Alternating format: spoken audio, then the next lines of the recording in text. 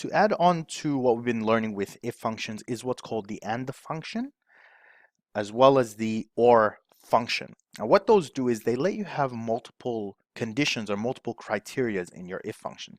So what does that mean? Let's do a simple kind of thought experiment. Let's get old Albert Einstein-y. If you have a number, you can do an AND function such as if it's greater, if let's say your number is 30, you can do an if function saying if it's greater than 20 and less than 40, then do something, right? So that's a very, very simple example of an AND function. You can also do an OR function where it only has to meet one of those criteria. So let's say you have sales in northern and southern region, and you want to say something that if there's any sales in one or the other, so if there's positive sales in northern or positive sales in southern, I want you to do something, right? Meaning only one of those has to be met. In an AND function, everything has to be met, right? Everything has to come out with a true condition for it to execute. So let's do an example.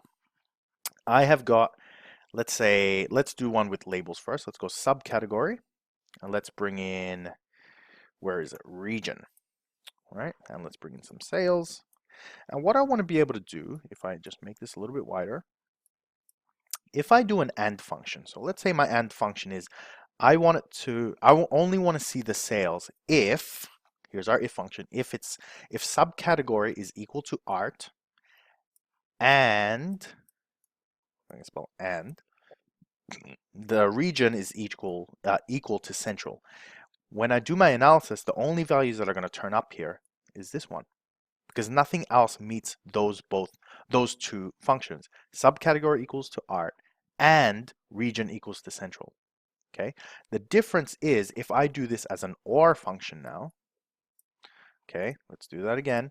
If I do OR, that means if it's equal to art for subcategory, which means anything here, or it's equal to central, it's going to give me all this information, right? Because only one criteria has to be met, meaning all this disappears, right? But we keep all this. So let's go ahead and do it so you can actually see it in action. Let's begin with the AND function. Let's go create a formula, create, and notice I just picked anything just because I want it to be an empty one. And let's move this over here just so you can see the formula. And we're going to go central art AND, right? So again, with every if function, we begin with if.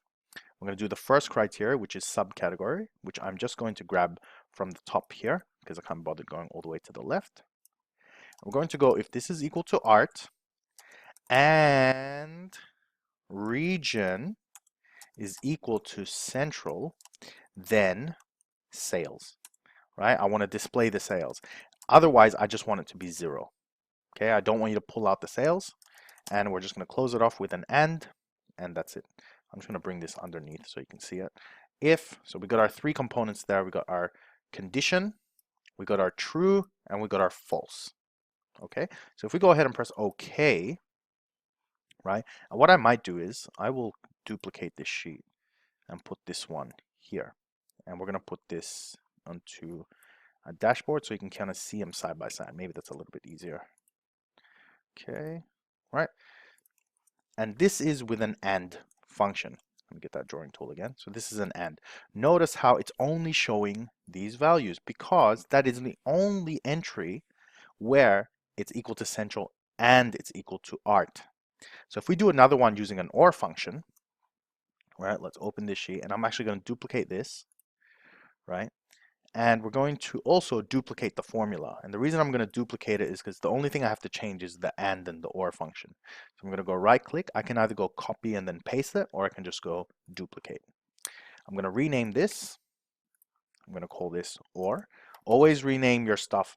Don't have don't have fields called calculation 1, calculation 2. I've seen dashboards and Tableau files where someone's got calculation 11. I'm like, which calculations for what? You know, you're going to easily lose control. So please be very careful. Always label your things. Be organized. Have some data governance. Okay. We're going to go here. We're going to edit. And this and we're going to convert to OR. That's it. And we go OK. We're going to replace this one. So I can either remove this and drop this one in here, or I can drop this right on top and it replaces it, right? And if we bring this third one in here, okay, Let's just level these out. Okay, level. I'm just going to space these out a little bit so you can see them. Let's go a bit wider. All right, maybe a little bit wider. Let's just get that nice so you can see it. You can know what I mean. All right, here we go. And here we go. This is the original on the left. This is our and this is our or. And you can see the difference. In this or function, okay, it's just checking one condition or the other. It doesn't have to meet both conditions. So if it's equal to r, which means everything in here is, it pulls out all that information. Or if it's central, which means it's pulling everything in central. So they're almost independent condition checks, right? That any of them can match and the whole thing is considered true. Whereas in the AND function, which is this one in the middle, everything has to be true. Otherwise, if a single you can have as many AND functions if you want. You can have 10 criterias that you're checking for. If a single one is false, then the whole thing is false. That's how AND functions work. And later on, once you get a lot better with this, you can have combinations of ANDs and ORs with brackets within them. We're not going to do that because it's a little bit more complicated, but you can have combinations. So you can have a group of ANDs or another group of ANDs and so on. And the combinations you can come up with, if you're creative enough, are pretty amazing. But that is basically how you use AND functions and OR functions for labels. Let's say we're going to do one for a numeric check. Okay, let's do an example of that. Let's get out of these drawing tools. Let's do a fresh one. And I'm going to go into my view data. All right. And let's say my boss goes, listen, I want you to check where's the profit, right? I want you to only look at companies, sales that are between, let's say, 200 and 400, because me as a manager, I'm getting this intuitive feeling that something's going on there, right? So let's have a look at what's in there. And here's how we would do it. Again, we can go right click on profit, create calculated field, and we're going to be using an AND function, okay? Because it has to meet both numerical criteria, which is greater than 200 or less than 200. We go if profit is greater than 200. Also, I like to put spaces in between. You know, always try and keep everything you do as organized as possible. Sometimes I get things like this, and I don't know, for me, it just doesn't look very clean. And when you're working with programmers or other developers and all that, you want everything as clean and as easy to read as possible throughout your entire thing, right? And your entire dashboard and your Excel files, everything you do, just make sure everything you do is clean. It's a really good practice. Keeps your stuff organized, less room for error. You know, you're not misreading things, okay?